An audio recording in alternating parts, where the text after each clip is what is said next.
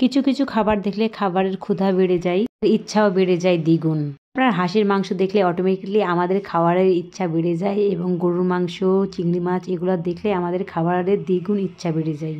ঠিক আছে, আসসালামু আলাইকুম, সবার কী অবস্থা? আশা করি সবাই ভালো আছেন। আলহামদুলিল্লাহ আমিও ভালো আছি। তো আজকে আপনাদের সঙ্গে কিছু রেসিপি শেয়ার করার জন্য চলে এসেছি, একদম দুর্দান্ত রেসিপি এগুলো। প্রথমত আমি আজকে চিংড়ি মাছটা ভুনা করে নেব। এই জন্য আমি প্রথমত পেঁয়াজগুলোকে একটু হালকা লাল লাল করছি। তারপরে আমি এখানে সব ধরনের মশলা দিয়ে দিলাম, যেমন রসুন বাটা, আদা বাটা, জিরা বাটা, শুকনো মরিচের গুঁড়া, হলুদ গুঁড়ো, লবণ আর সয়াবিনের তেল তো প্রথমেই দিয়েছিলাম। তারপরে একটু পানি দিয়ে দিলাম। তারপরে ঝাঁকানাকা নাড়ানাড়ি করার পরে এই তো দেখছেন যখন মশলা থেকে এক একে তেল উঠে গেছে উপরে, তখনই বুঝে যাবেন যে মশলা কষানো শেষ।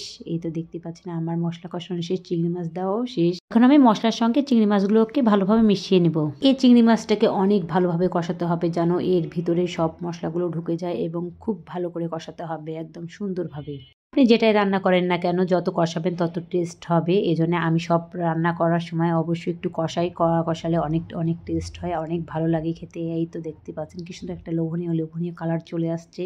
আসলে কিছু কিছু জিনিস আছে, যেমন আপনার চোখে যদি ভালো না লাগে আপনার খেতেও ভালো লাগবে না। এই জন্যে আপনার যদি কোনো ড্রেস চোখে না লাগে আপনাকে পরতেও ভালো লাগবে, সেরকম আপনার চোখে যখন ভালো লাগবে খেতেও ভালো লাগবে। মাশাআল্লাহ অনেক মজা হয়েছিল খেতে, ওয়াও। চিংড়ি মাছ রান্না শেষ। এখন আমি হাঁসের এখানে চলে আসি, কারণ হাঁসের মাংসটা অলরেডি অনেকগুলো স্টেপ পার করে ফেলছি আমি। যেমন প্রথমত আমি দিয়েছিলাম সরিষার তেল, তারপরে পেঁয়াজ দিয়েছিলাম। পেঁয়াজগুলো লাল হয়ে গেছে, তখন আমি সব মশলাগুলো দিয়েছিলাম, আদা বাটা, রসুন বাটা, জিরা বাটা।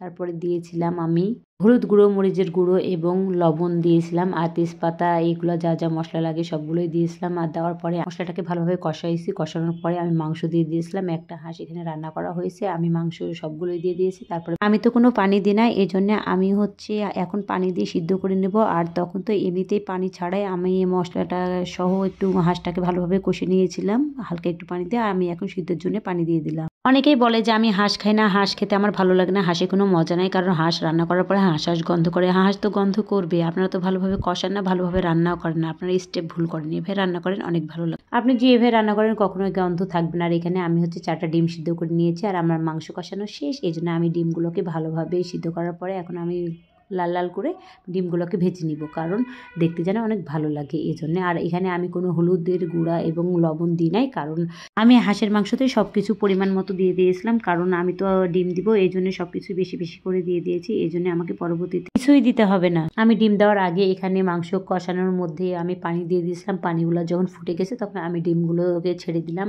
মাংসের মধ্যে। আর এই তো দেখেন হাঁসের মাংস আর মুরগির ডিম। এভাবে কি কখনো রান্না করে খেয়েছেন? যদি রান্না করে না থাকেন তাহলে এই রেসিপি দেখে ঝটপট বানিয়ে ফেলুন। হাঁসের মাংসের সঙ্গে মুরগির ডিম, কি অদ্ভুত তাই না? ভিডিওটা যদি ভালো লাগে তাহলে লাইক, কমেন্ট, শেয়ার করবেন। আল্লাহ হাফেজ।